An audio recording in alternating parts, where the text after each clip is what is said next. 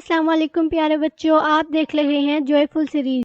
یہ احمد ہے۔ احمد آج بہت خوش ہے کیونکہ یہ اپنی قربانی کے لیے جانور دیکھنے جا رہا ہے۔ یہ لوگ ایک فارم ہاؤس میں جاتے ہیں۔ فارم ہاؤس میں کافی ساری بیل اور گائے کھڑے تھے، لیکن احمد کو ان میں سے کوئی بھی پسند نہیں آتی۔ احمد اپنے والد سے کہتا ہے کہ وہ بلیک اور وائٹ گائے لینا چاہتا ہے۔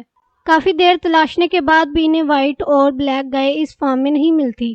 پھر یہ لوگ ایک اور فارم ہاؤس میں جاتے ہیں۔ وہاں پر وائٹ اور بلیک گائے تو ہوتی ہے، لیکن اس کے ریٹ آسمان کو چھو رہے تھے، اس لیے نہ چاہتے ہوئے بھی انہیں خالی ہاتھ گھر واپس آنا پڑا۔ احمد کا منہ لٹکا ہوا تھا کیونکہ آج وہ قربانی کا جانور خرید کر نہیں لا سکے۔ اس کے ابو نے اسے سمجھایا، بیٹا ابھی تو قربانی کی عید میں 10 دن باقی ہیں، ہم کل پھر چلے جائیں گے اور اچھا سا جانور لے آئیں گے۔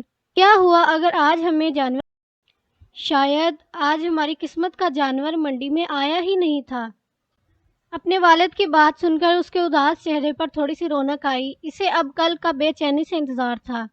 اگلے روز سونو اور اس کے والد ایک بار پھر جانور خریدنے کے لیے منڈی روانہ ہو گئے۔ بابا یہ کتنی خوبصورت گائے ہے، پلیز آپ یہ گائے لے لیں۔ احمد نے ایک خوبصورت سی گائے کی طرف اپنے والد کا دھیان کروایا۔ گائے واقعی بہت خوبصورت تھی۔ احمد کے ابو کو بھی پسند آئی اور پھر گائے کے مالک سے مناسب ریٹ کروا کر احمد اور اس کے والد گائے کو اپنے گھر لے آئے۔ احمد اپنی گائے پا کر بہت خوش تھا۔ وہ ہر روز اپنے کسی دوست کو لے آتا اپنی گائے سے ملوانے کے لیے۔ احمد ہر وقت گائے کے ارد گرد منڈلاتا رہتا۔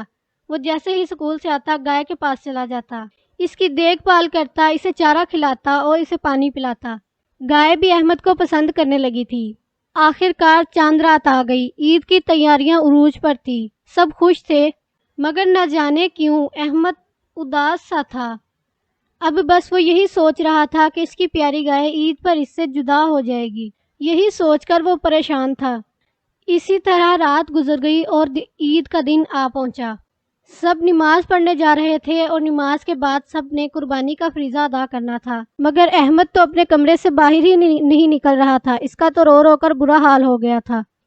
میں اپنی گائے کی قربانی نہیں ہونے دوں گا، ابو جان پلیز میری گائے کو نہ قربان کریں، اللہ تعالیٰ بہت ناراض ہوں گے۔ احمد کی باتیں سن کر سب نے اپنے سر تھام لیے۔ احمد کی امی نے اسے خوب ڈانٹ پلائی، جبکہ اس کے ابو نے سب کو خاموش کروایا اور بولے، تم سب میرے بیٹے کو کچھ نہ کہو، میں اپنے بیٹے کو خود ہی سمجھا۔ احمد کے والد نے اسے پیار سے اپنے پاس بٹھا لیا اور بولے، احمد بیٹا یہ قربانی کا جانور ہے اور تمہیں پتہ ہے ہم جیسے ہی اسے قربان کریں گے یہ جنت میں چلا جائے گا اور اللہ تعالیٰ ہم سب سے بہت خوش ہوں گے۔ بیٹا قربانی کرنے سے ثواب ملتا ہے، گناہ نہیں ملتا۔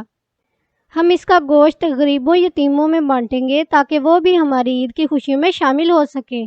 قربانی ہمیں پیار اور بھائی چارے کا پیغام دیتی ہے اور ہمیں اس دن کو اپنے پیاروں کے ساتھ خوشی خوشی منانا چاہیے، نہ کہ رو کر۔ احمد کو اپنے ابو کی باتیں سمجھ آئی اور اب وہ عید کی نماز کے لیے تیار ہوا۔ احمد خوشی خوشی اپنے والد کے ساتھ عید کی نماز پڑھنے کے لیے چلا گیا۔